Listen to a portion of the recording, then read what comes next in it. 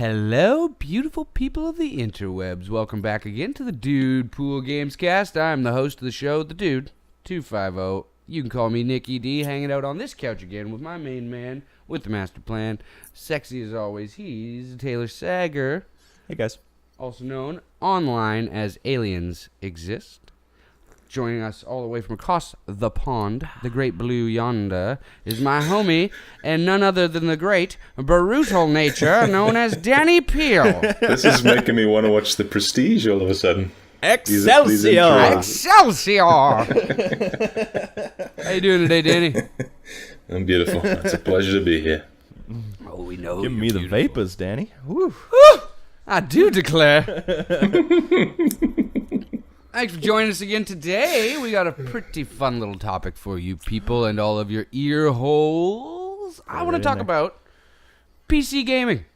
Just in general, really. Your first experiences, your favorite experiences, first time you built a computer, whatever. Just, I want to celebrate PC gaming because it's been missing from my life for a couple years now since my cat pissed on my graphics card. That's a whole episode on itself. That was only the first time I got pissed on. Then it got peed on by a dog. Through the floor. Through the floor. Anyway, whole topic. I built a computer again. Now we have rendering machines, which is lovely for the channel, obviously. But I've also fallen back in love with PC gaming, and I've missed it. It's awesome. I built a $1,000 PC so I could play all these sweet little 8-bit games that I've been playing.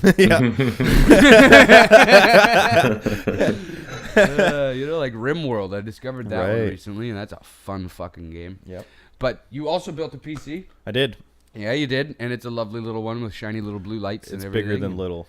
It's a server tower. It's a big little one. Yeah. No, she's Big Bertha.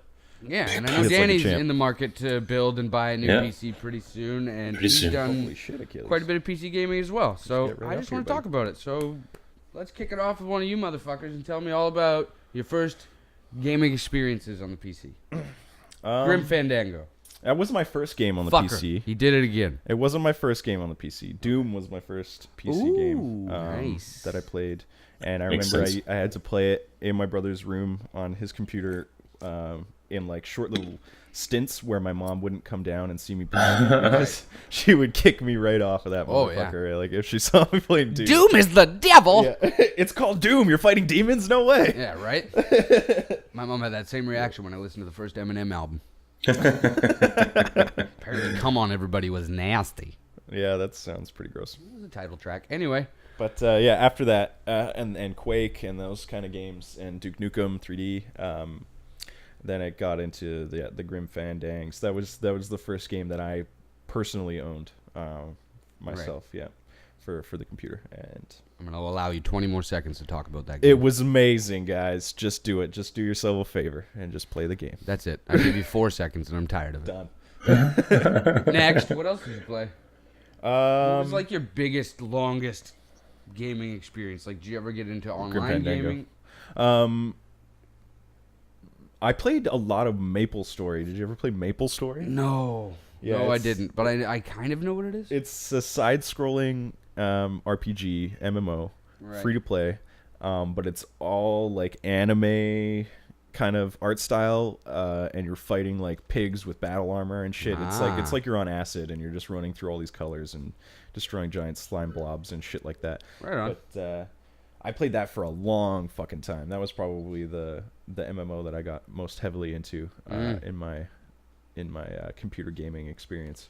Sweet. That game and Knights of the Old Republic, which is not the MMO one, but just the standalone first one. I played through that probably 5 times. Yeah. I played that primarily on PC as well. Great game. Danny, what about you?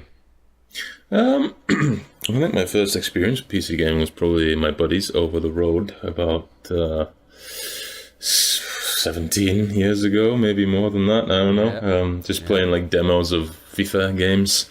Then I got a PC myself. I couldn't really play anything on it.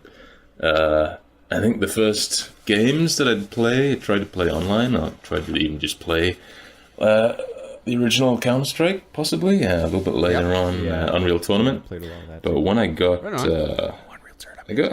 I dabbled with it at the time, but I didn't understand the graphics settings and all this. I didn't realize the game was running poorly. And then later on, in I think it was 2010, maybe 2011, I made the jump to PC, and I got an actual PC that was capable of gaming. It's the one I still use today, but I'm getting ready to upgrade that bad boy. I got into Battlefield 3 was the big one when that came out, and I got that, and that was my game for a good couple of years. Me and you, baby. Yeah, I put a good 400 or 500 hours into that online, and Wow. Yeah, I got Danny ate it up. at the end, like I was unstoppable. At the end, it was so good. But yeah, it was a good one. I got a little bit tired of it eventually because my PC wasn't good enough for the newer stuff, and I got sick of trying to balance. Because you put 500 hours into it.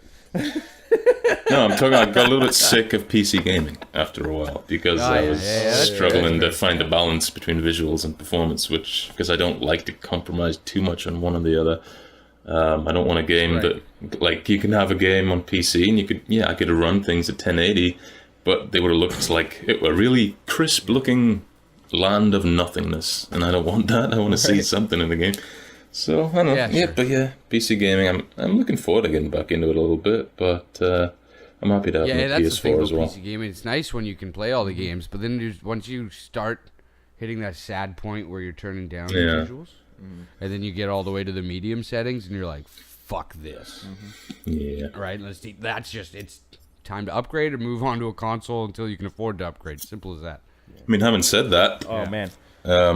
Battlefield 3 even, I could run it on the highest settings, but it was a slideshow pretty much, which, it took me a little while to realize how to figure out, like, what settings do what. So that was a game I really learned a lot on. Eventually. The same point, though, like, when you turn those settings down to what you were running it at on PC, I guarantee you it was still looking better than it was on PS3, man. Yeah, it looked better on PS3. And even, to be honest, I was running it at 720 on the lowest settings, just so I could get it nailed on 60 FPS. And guaranteed it looked better than the PS3 version. And you could get more players. And on top of that, the console version stifled how many players you could have, so it limited. Yeah, it was 24 rather than as well. 60. So it wasn't the true Battlefield experience. That's right. Wow, I never knew that. Yeah. Yeah. Yeah, absolutely. Battlefield. Smaller maps, less players. Yeah. Yep. So I was getting the true Battlefield experience just watered down visually, which was fine. Yeah, it was great fun. Great fun. Yeah, man. My first PC experience started long before any of that stuff. Like, I think it was on Windows 3.1, and it was over at my friend Alex's place. He was one of my only buddies that had a computer in kindergarten, and I went over there and played Commander Keen, which was a shareware game way back in the day by id Software. And the other one that I played was Duke Nukem, but not 3D. It was the 2D side-scroller one on Windows 3.1. I think it was Duke Nukem 2. Right. Yeah. Oh, wow. And like those were super old school, and you get all the old school like DOS Windows 3.1 sound effects and stuff. Just so old school. I'd go back and play them right now. Oh, the other one, Jazz Jackrabbit. Played the shit out of that one at my friend's house too. Fuck yeah. Those games were so awesome because all I knew before that was NES and side-scrollers on that, like Mario and Kirby's Adventure and stuff like that. And then I play all these PC side-scrollers, and I'm like, I get fucking guns? This is dope. Like, that was mature being a jackrabbit with a gun, it was right? Certainly mature. I got the second one out of one of those fucking claw games. You know? Right? Like, the claw came down, and it came up, Jazz Jackrabbit 2. Nice. What? A free game that was free. It's great. Yeah. That was a great game. Totally.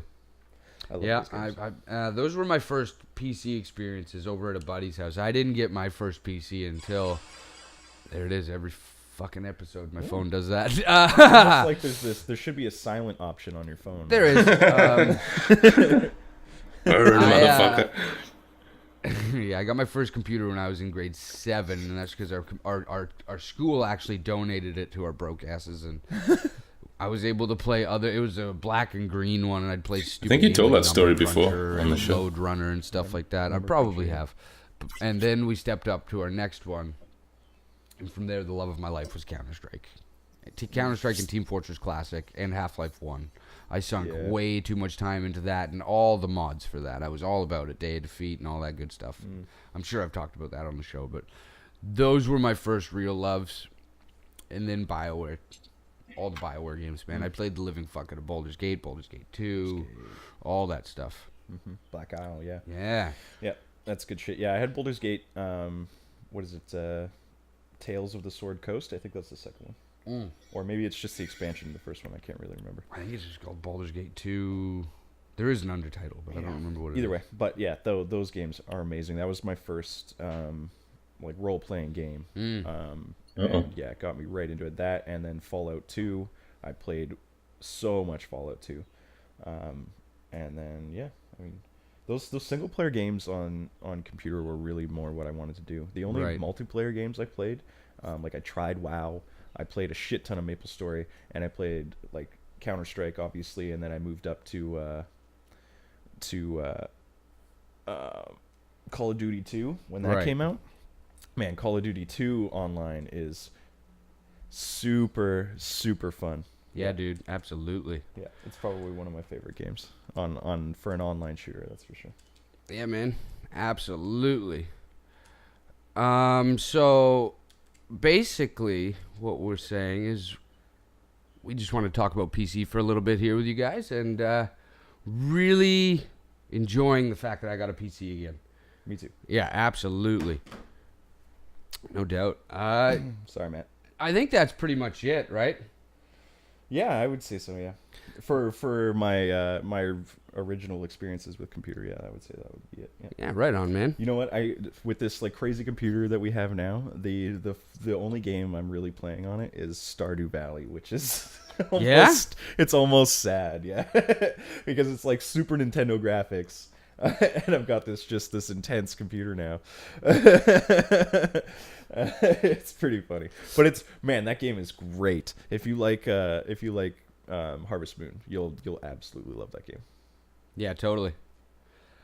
It looks cool from what I've seen of it. It totally looks like Harvest Moon, but with a bunch of different added features, and I think good ones like dungeoning and all that kind of shit. Yeah, it makes it a way more.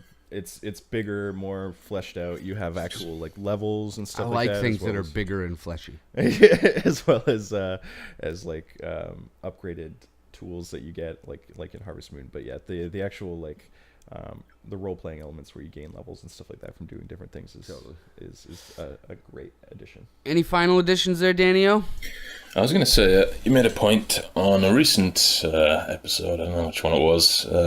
We were talking about how this actually might tie into Taylor's topic as well, which I won't reveal, but how gaming seems to be heading back into the PC sort of arena with upgradable kind of hardware, and especially with like the Steam machines that are kind of out there or coming out and stuff. It's like it seems like being able to choose your own kind of system a little bit more is becoming more the desired thing from the consumer, and I think PC gaming is just kind of smack bang in the middle of that. So it's coming back with a vengeance when people kept saying it was dying. So it'll be interesting to see what happens in 10 years. The consoles are basically just PCs with like a different operating system. Yeah. That's all they fucking are. And the ability to, like, if you can get a PC that's like the same size as a console with all that tech packed into it, but still have the ability to take the case off and change components when they start to fail or get old, and then you never really have to buy another one again. That's the dream, right? Like, just to keep it upgrading and shit like that. And now, like I said, the big thing is you're able to hook up a PC to a TV, no problem like that. You just plug it fucking in, and it's usually good to go. Controller to your PC as well. Yeah, you got controllers. There's and wireless adapters that you can run all your Xbox wireless controllers through a PC. I've done it multiple times at my buddy Ricky's house. Hey, Ricky, I love you. Yeah.